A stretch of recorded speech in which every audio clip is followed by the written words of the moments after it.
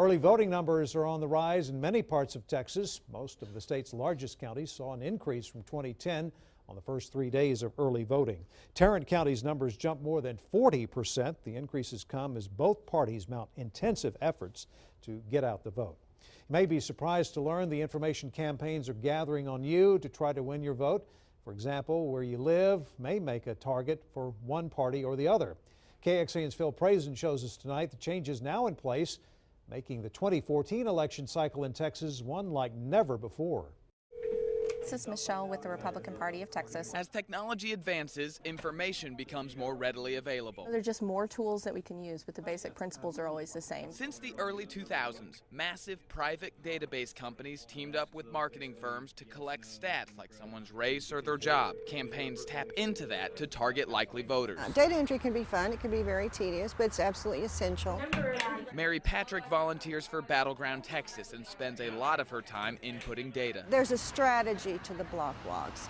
It's organized that way to hit the people that they feel are the most important to talk to. Her work inside helps Andrew Joseph outside, going door to door to get out the vote. This is the first election with Battleground Texas and all the volunteers that come with it. We have not really done a door-to-door GOTV effort, get out the vote effort like this. It saves us more time than I can count. But the Republican Party of Texas says the technology gap between parties is closing, especially since this year they use GOP Data Beacon and its mobile app. The database does tell us whether we think someone is a strong Republican, strong Democrat, or weak or strong. And so we know that going into every house, it says they're right on the phone. In the app's notes section, volunteers can keep track who they visited, if they were home, even what car they drive. It's all uploaded to the database and used in the hopes of winning elections. And here's a closer look at how all that campaign information translates to on-the-ground results. This is on Voter Activation Network, or VAN's website. The Democrats use this one. They can take the data and make specific routes for volunteers to canvass door to door.